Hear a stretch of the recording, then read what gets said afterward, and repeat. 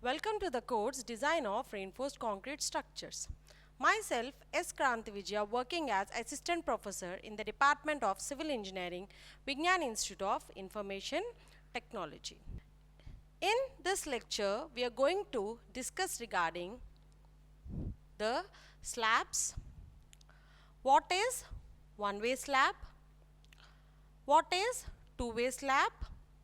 And we are going to see the IS code recommendation for the design of one-way slab. So first let's see the definition of slab. So what is a slab? A slab is a plate element having the depth d smaller than its span and width. So what is a slab? A slab is a plate element, okay, where the depth of this particular slab will be much smaller than the span, that is the length, and the width or the breadth of the slab. So such plate element is called as a slab. And the slabs are usually carry a uniformly distributed load and they form the floor or the roof of a building. So where you can see slabs, these plate elements, they usually carry the uniformly distributed load which are acting on them, and slabs they generally form either the roof or the floor of a building. So in the building, the floor and the roof comes under the slabs. So like beams, slabs are also simply supported slabs, that we have simply supported slabs, we have cantilever slabs, and we have continuous slabs, and all these will be based on the support conditions. So based on the supporting conditions, we have simply supported slab, that is the slab will be simply supported. We have cantilever slab, that is one side it will be fixed and the other side it will be free. And we have continuous slabs also. So this is the classification of slabs based on the supporting conditions. Now let us see what is the main classification of the slab. So generally the slabs are classified based on the Ly by Lx ratio. So what Lx here is the length of the shorter span and Ly is the length of the longer span. For suppose if this is the slab, that this is the plan, if you'll see it from the top, then what? The longer span will be Ly. So Ly is nothing but the length of the longer span, and Lx. So this is going to be our Lx. Lx is nothing but the length of the shorter span. So based on the Ly by Lx ratio, the slabs are classified as one-way slabs and two-way slabs. So what? The slabs are classified in two ways. So what? We have one-way slabs and we have two-way slabs. So one-way slabs and two-way slabs are what? Based on the Ly by Lx ratio. This classification is based on this particular ratio. Ly is nothing but the length of the longer span and Lx is nothing but the length of the shorter span of the slab. Now let us see what is one-way slab and two-way slab. So what is a one-way slab? When the Ly by Lx ratio, if it is greater than 2. What? The Ly, that is the length of the longer span to the length of the shorter span, if it is greater than 2, then such a type of slab is called as a one-way slab. And one-way slabs are slabs which are generally supported on two sides. Okay, if the slabs are supported on two opposite parallel sides, then such a kind of slabs are also called as one-way slab. So this is a one-way slab. And if the Ly by Lx ratio is also greater than 2, then also we call it as a one-way slab. So in a one-way slab, the bending takes place along the shorter span. So if you take the example of this particular one-way slab, what this particular one-way slab is supported on two opposite parallel sides. So if some load is acting on this particular slab, what it will happen here? This slab will bend in this shorter direction. So this is Lx, that is the shorter span, and this is Ly, that is the longer span. Okay, so what this particular slab will bend in the shorter span when a load is acting on the slab. So that is the reason why the one-way slabs are also called as slabs spanning in one direction. So one-way slabs are also called as what? The slabs spanning in one direction, and the bending can be seen along the shorter span. So as the bending is seen along the shorter span, the main reinforcement is provided like this. So this is how the main reinforcement of the slab for a one-way slab will be provided. So the main reinforcement is provided along the shorter span in one-way slab. So this is the shorter span and this is the main reinforcement. So in one-way slab, what? The main reinforcement is provided along this shorter span. So in addition to the main reinforcement, the distribution steel, a minimum distribution steel is also provided in one-way slab along the longer direction. So in this direction also a minimum distribution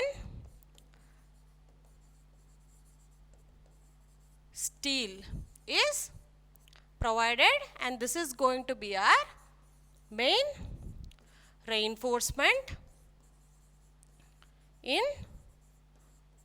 one-way slab. So what is a one-way slab? A slab which is supported on two parallel sides. Okay, and if the Ly by Lx ratio, if it is greater than 2, then it is called as a one-way slab, and it will be, the bending will take place only in the shorter direction when the loads are applied, and the main reinforcement will be provided along the shorter span, and the distribution reinforcement will be provided along the longer span. A two-way slab. So what is a two-way slab? Slab which is supported on all the four edges and having Ly by Lx ratio less than 2. Such a kind of slab is called as a two-way slab. Okay, so if you observe here, this is our two-way slab. So if you observe this particular slab, what? This particular slab is supported on all the four edges. So here it is supported, here it is supported, here it is supported, and here also it is supported. That is, this slab is supported on all the four edges. So such a type of slab which is supported on all the four edges, and when the Ly by Lx ratio, if it is less than 2, then such a kind of slab is called as a two-way slab.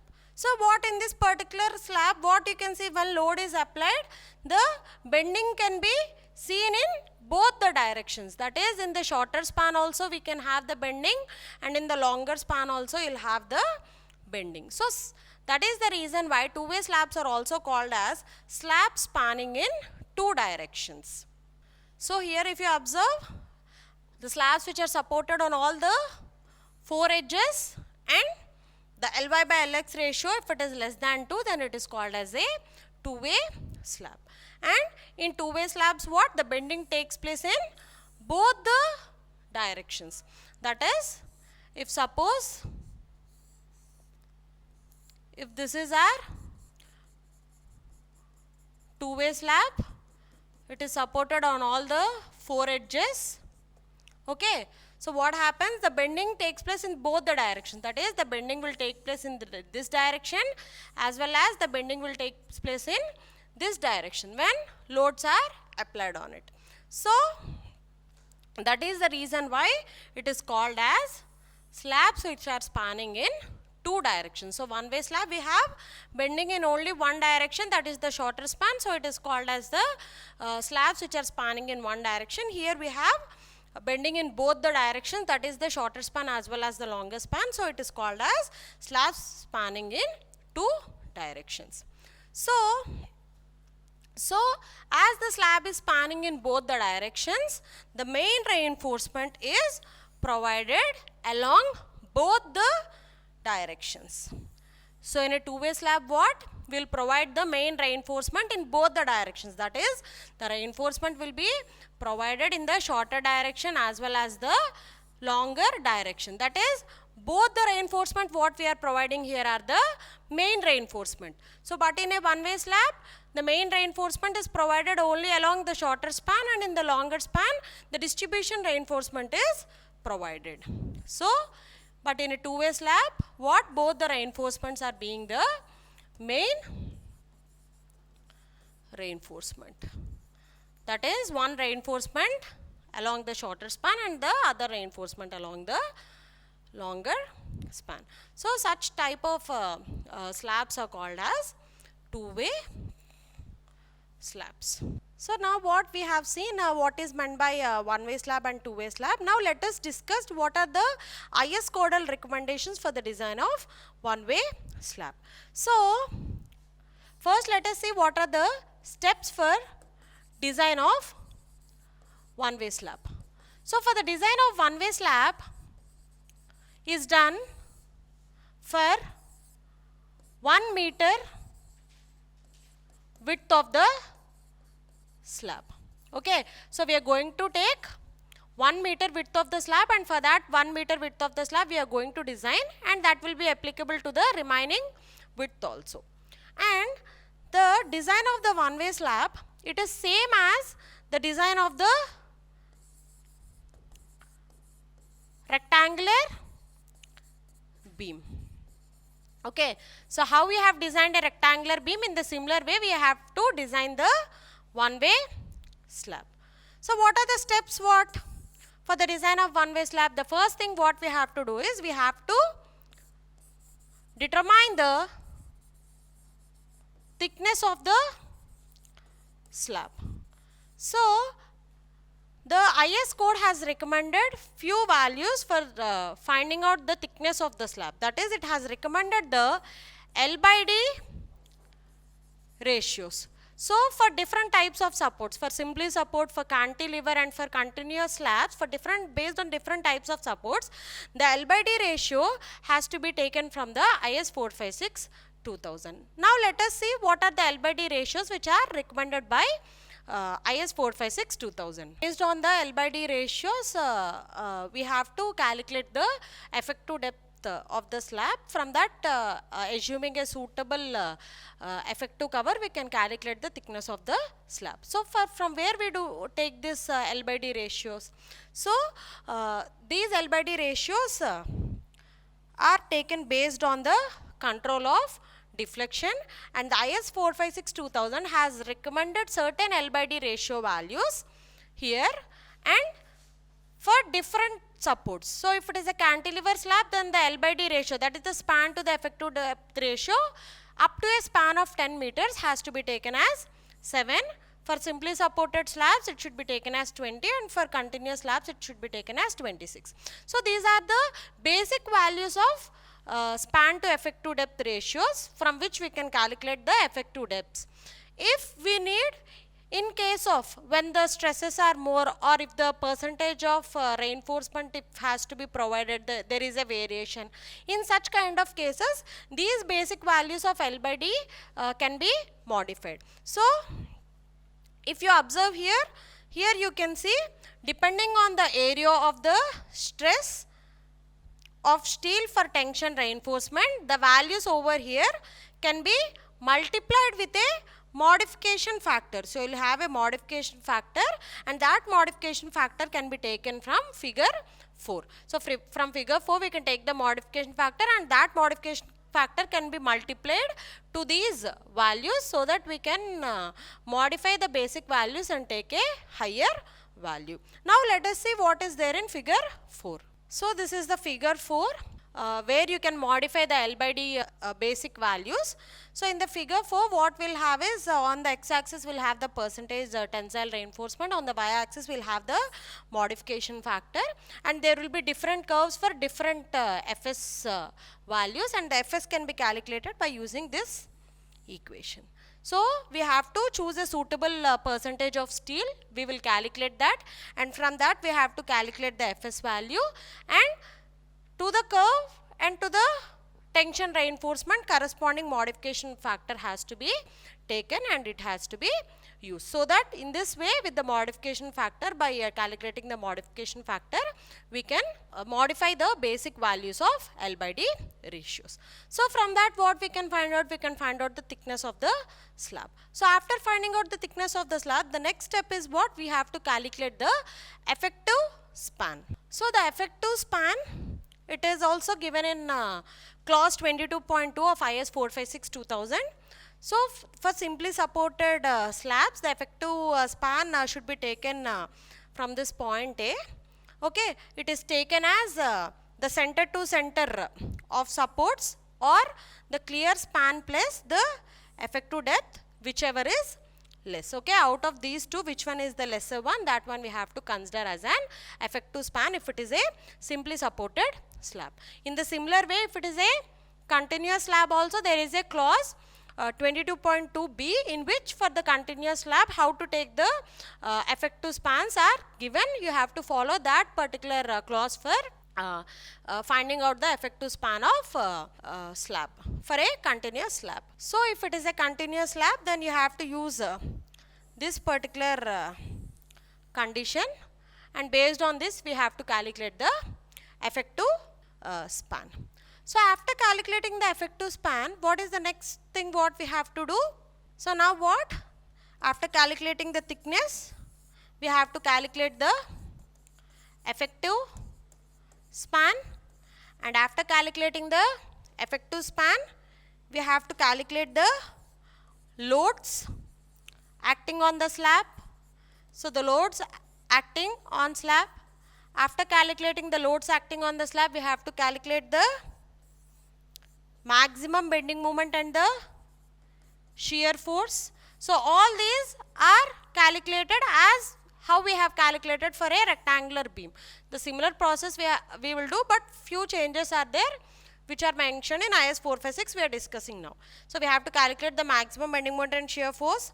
The next step is we have to calculate the minimum depth required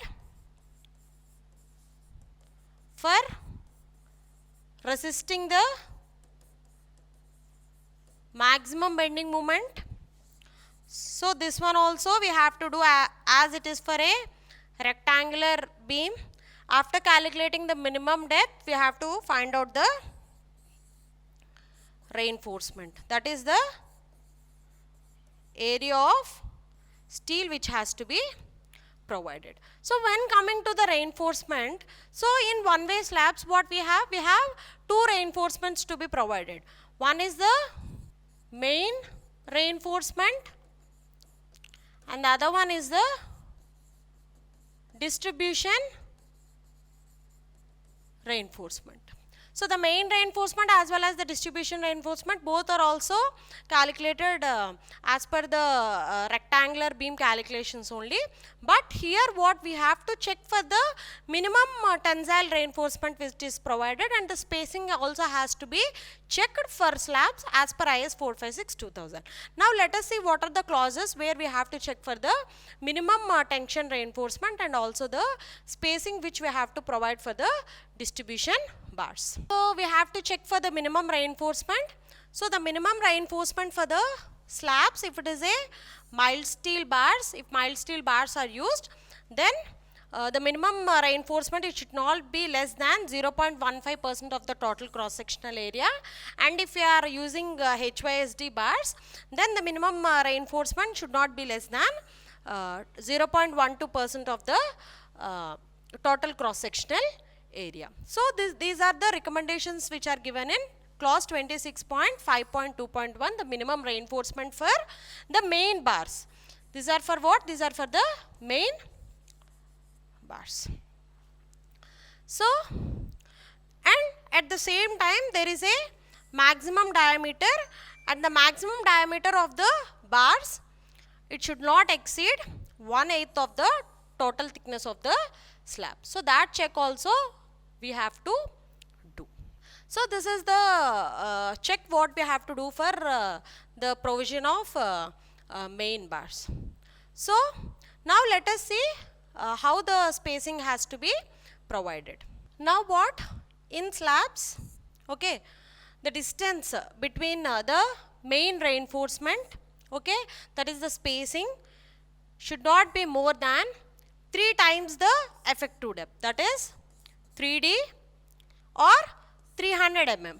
So you have to calculate these two values, you have to take the lesser of these values, and what we have calculated the spacing, that spacing should not be more than the least of these two values. So these are the checks what we have to do for the main reinforcement. And then what we have to calculate the distribution reinforcement also, and the check for the spacing of distribution reinforcement is given here. It is the distance between the parallel reinforcement, okay, which are provided against the shrinkage and temperature stresses. That is, the distribution reinforcement is only provided to avoid the shrinkage and the temperature stresses. So that particular spacing, it should not be more than 5 times the effective depth, that is 5D or 450 mm, whichever is less. So these two values we have to calculate. You have to take the least value, and the spacing what we have provided, it should not be more than these two values. So this is how we have to design the one-way slab. So after designing the one-way slab, a check for one-way slab has to be done. So what? After finding this, we have to do the checks.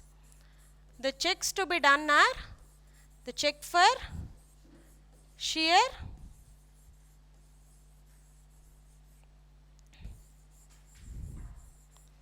the check for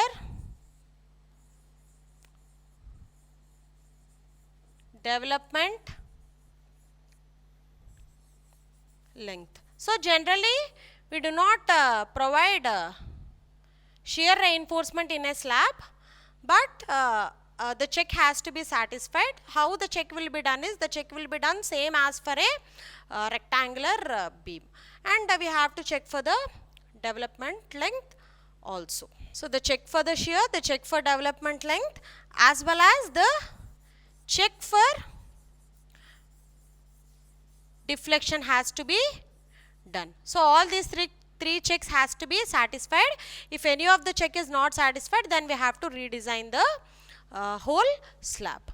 Now what? One more point what we have to consider in the design of one-way slab is, when the reinforcement is provided, for suppose if this is the slab section, okay, what we will provide the main reinforcement like this, and the distribution reinforcements are provided like this, okay. So what? In the main reinforcement, what we have to do is 50% of the bars has to be bent up. For suppose if this is the support, okay, either it might be a wall or a beam, whatever it could be. If this is the support, the main reinforcement, out of all the bars, 50% of the bars has to be bent up. That is, the bars has to be bent like this, and the distance from the center of the support to the bend, it should be L by 7. So this is what the IS code IS 456-2000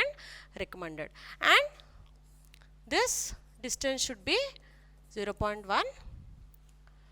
So this is how the design of one-way slab has to be done. Thank you.